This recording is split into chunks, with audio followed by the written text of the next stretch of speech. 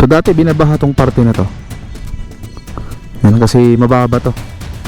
Yung taas niya taas oh. Siguro na ano to nung nakarang bagyo. Kasi yung mga bubong niya ay natanggal na.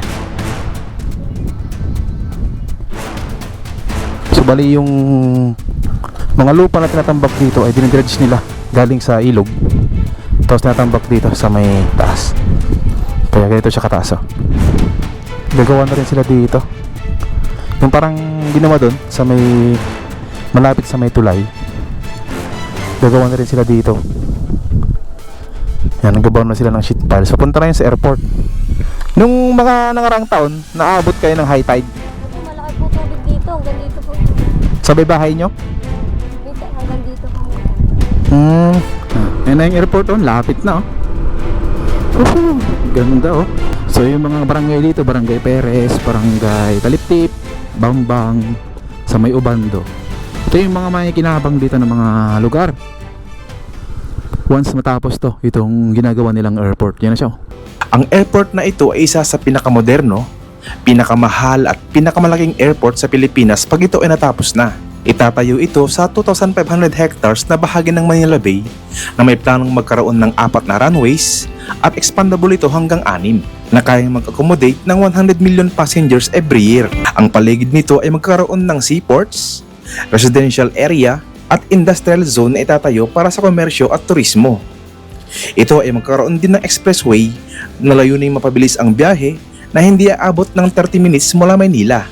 Magkakaroon din ito ng access sa ginagawang MRT-7 sa Bulacan.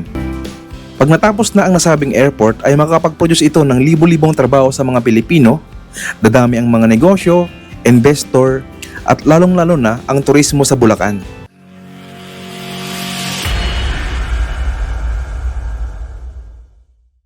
So sa nakaraang video natin ay dumaan tayo dyan sa ginagawa nilang flood control project dyan sa may gilid ng Mekawayan River. At dinaanan natin itong ginagawa nilang bridge dyan sa may tawiran. So ngayon naman ay puntahan natin to, itong ibang access road dito na malapit sa New Manila International Airport. So punta tayo dun sa may bandang Barangay Perez tsaka Barangay Bambang. Tingnan natin yung ginagawa nila doon. Alright, let's go. Yan, ito yung ginagawa nila dito na kalsada dyan sa harapan natin. Rehabilitation yan na tinaasan nila para hindi abutin ng high tide. Ito yung unang ginawa dito. Yan o, ang taas o. Yan.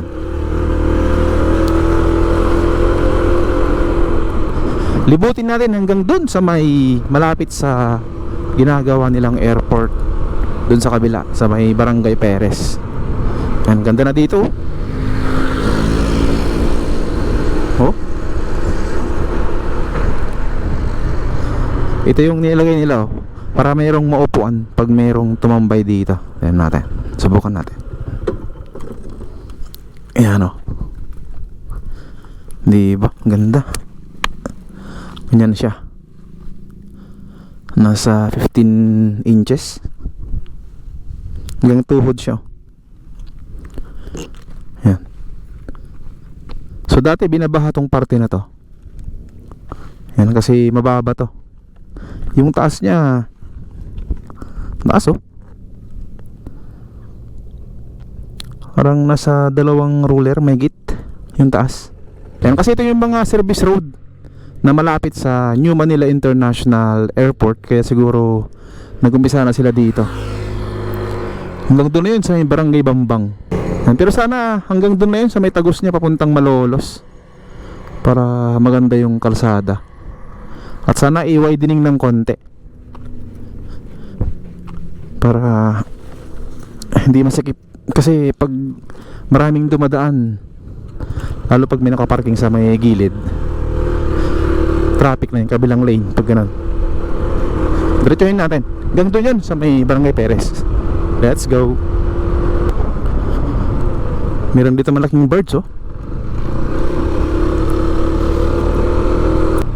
Yung gilid pala nun, mapuntang airport. Sabi ng nakausap nating taga Coast Guard ay Nabili pala ng ano yun, nabili na ng San Miguel Corporation. Kaya mayroong ginagawa doon ng mga paglalagay ng dike, yung pagtatambak ng lupa, yung pagdidredge nila tapos tinatambak doon sa may gilid o gitna na parang ano siya dike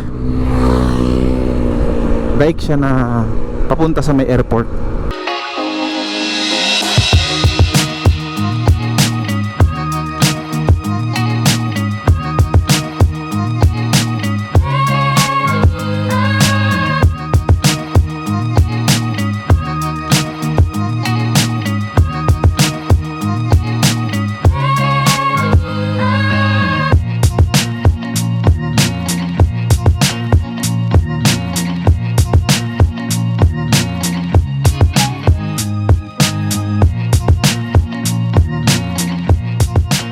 Yan, so bali tilip-tip pa rin itong location natin.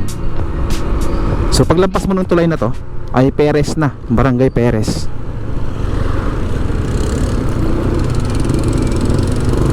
Ito. Dito naghahati yung Perez saka Barangay Taliptip. Yan. May covered court dyan. Ginagawa na rin dyan, oh, sa may covered court na yan. Tingnan natin.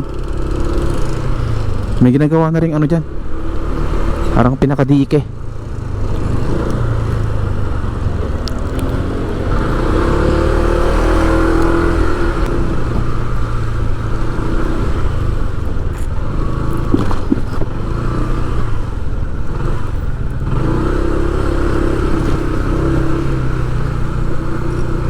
Parang may daan na dito.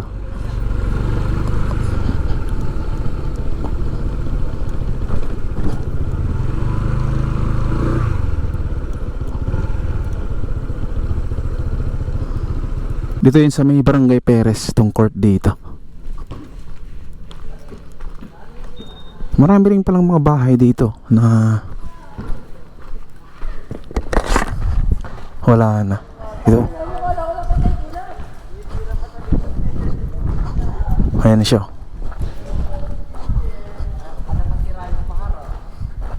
Madami dito. Mga wala nang nakatira dito. Ito.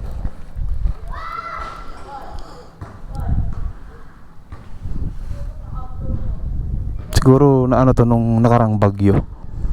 Kasi yung mga bubong niya ay natanggal na.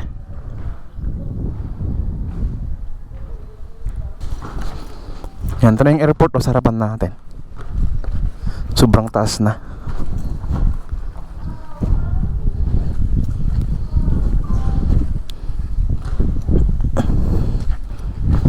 Ito yung ginagawa nilang ano dito, pinakadike. Ayan. So bali yung mga lupa na tinatambak dito ay dinidredge nila galing sa ilog, tapos tinatambak dito sa may taas. Kaya ganito siya kataas, oh. Ayan. Naglagay na sila ng ano dito, mga sheet piles. Gagawa na rin sila dito. Yung parang ginawa doon sa may malapit sa may tulay, gagawa na rin sila dito. Yan, naggabaw na sila ng sheet pile. So punta na yun sa airport. Wow, ayos to. Mag-update tayo dito every siguro 2 weeks or 3 weeks para makita yung update dito. Kasi habang delayed pa tong airport ay mag-update tayo dito. Pa doon ginagawa doon sa may kabila, puntahan din natin. Dito okay na dito. Marami ng improvement dito. Dati kasi nung mga last update natin, walang daanan dito eh. Sarado yan. Kasi mataas pa yung tubig. Ngayon, mababa na. Pwede nang dumiretso dun, oh. Ito yung pinaka ano niya, oh. Pinaka flooring ng bahay, wala na. Na wipe out to. Yun. Ganda ng ano mo, ah. Lang yan, sandang kalila. Mataas yan. Karera tayo. Karera tayo, drone. Karera. Oo. Sa'yo yan. Nakakaliw din, ano?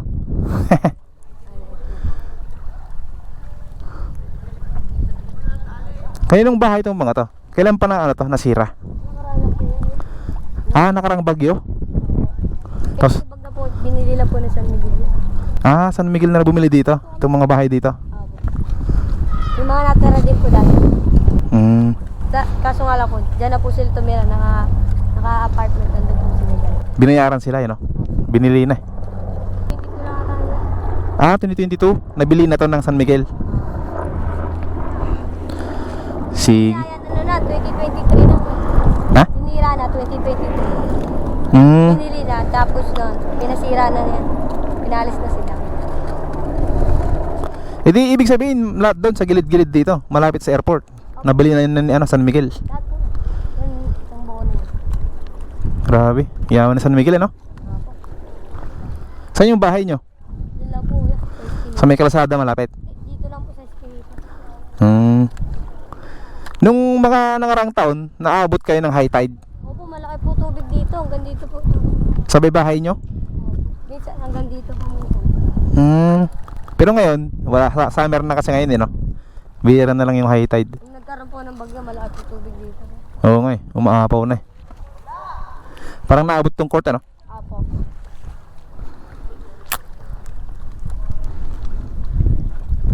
Sige, thank you. Nag-drone si Kuya. Shoutout po kay ano, kay Ninyo, Makabantoy, Tusukan ng Troso. What's your warm up sa'yo? Mama Chup Chup. Oo. Shoutout sa nagmamahal sa akin dyan sa Amerika.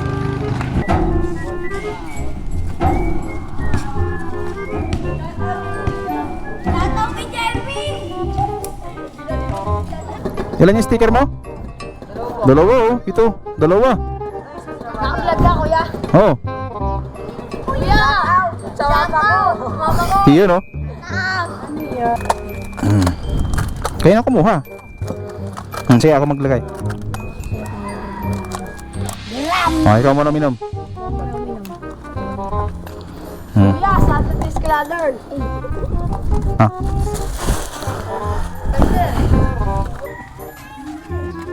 Scores! Ay, ako nga pala si Chano. Kilalang tambay-tambay lang, pero kilala.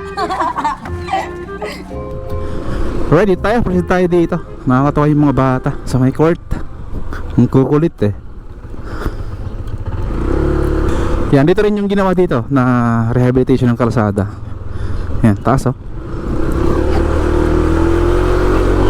Puntahan natin doon yung isa pang daanan malapit sa airport. Doon banda sa may ano naman, sa may Perez tsaka Bambang. Let's go. Kaya pala traffic. Ginagawa rin kalsada dito. Subalit tinuloy na pala dito yung natapos na dati. Last year yung natapos eh. Kaya pala one way siya. Ang taas oh.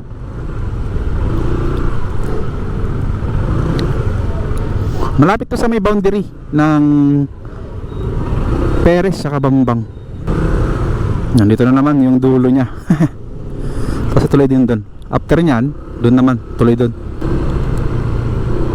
Yan, ito na yung boundary ng Barangay Perez saka Bambang. Dito tayo kakaliwa. Meron din dito daanan na ginagawa. Kasi ito yung ano, pwedeng daanan din to papunta dun sa airport. Sana magkaroon din dito ng service road pag natapos na yung airport. Kasi okay rin dito eh. Ayan. Ito, sira-sira na yung kalsada. Ayan, ito yung ginawa oh. Ayan. Pinarte-parte yung ginawa dito. Hindi siya buo. Ito, meron dito mababa. Kasi ito yung mataas. Ayan na yung airport oh, lapit na oh. Ganda oh. Kung ganyan sana lahat ng kalsada dito, ang ganda sana.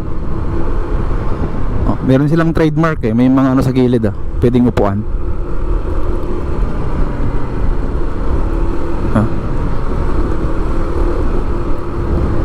Yan yung pinaka ano niya, safety barrier. Oops, yan na, wala na dito. After mo dito, sira-sira na rin yung kalsada. Yan. Ito yung dalawang barangay na malapit sa Taliptip sa ginagawa nilang airport. Yan. Barangay Perez sa Bambang.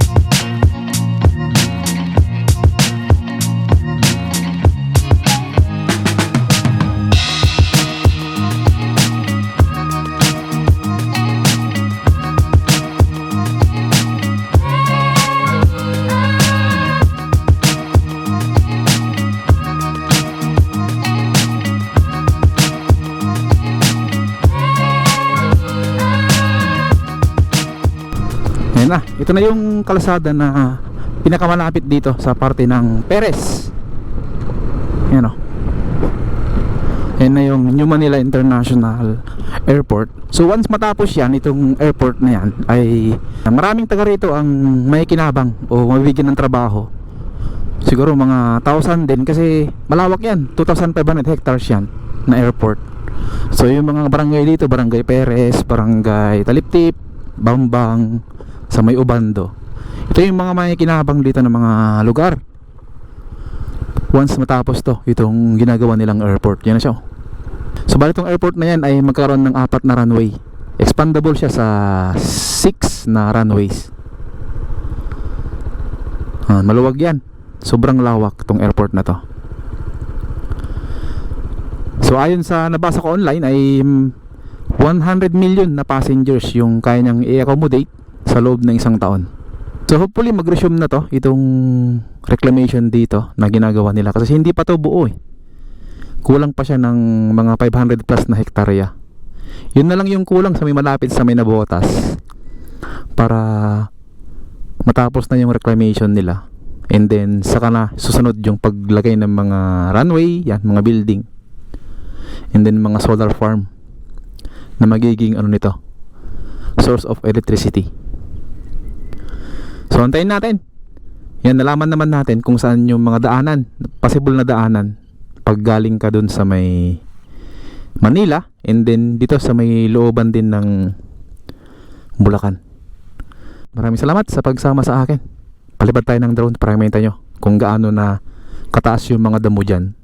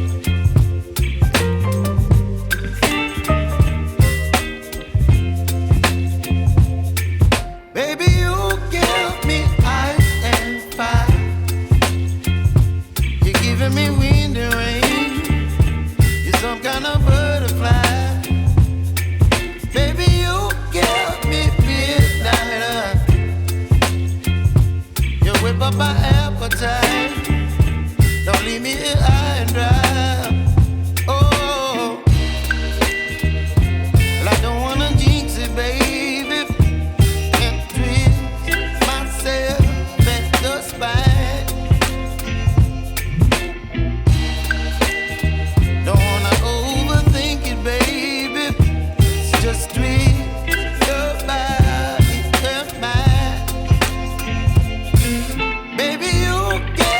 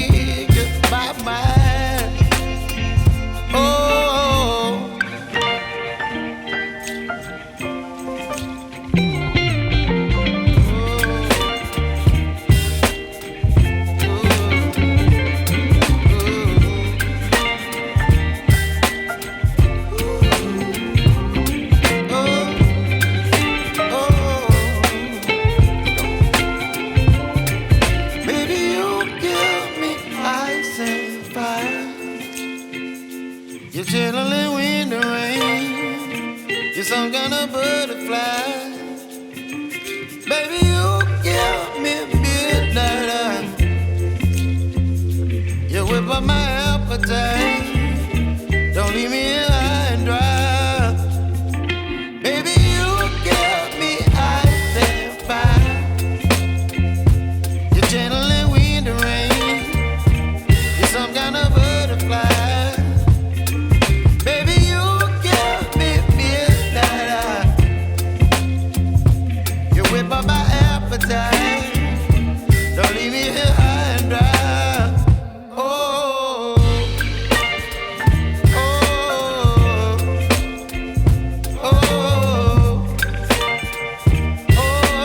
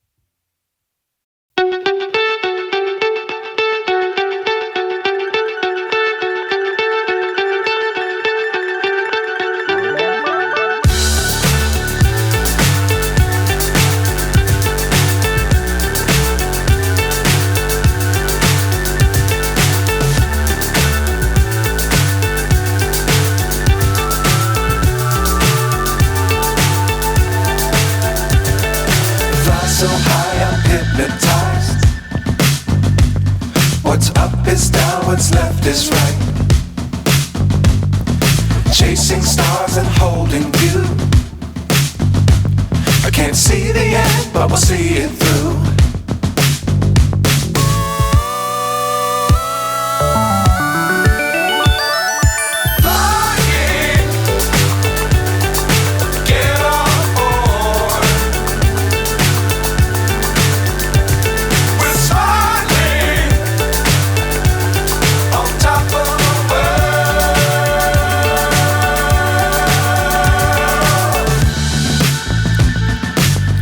Times don't fly too high. Be sure to keep the ground in sight. Fly forever if you keep it tight. Love the world, but keep the sky on your mind.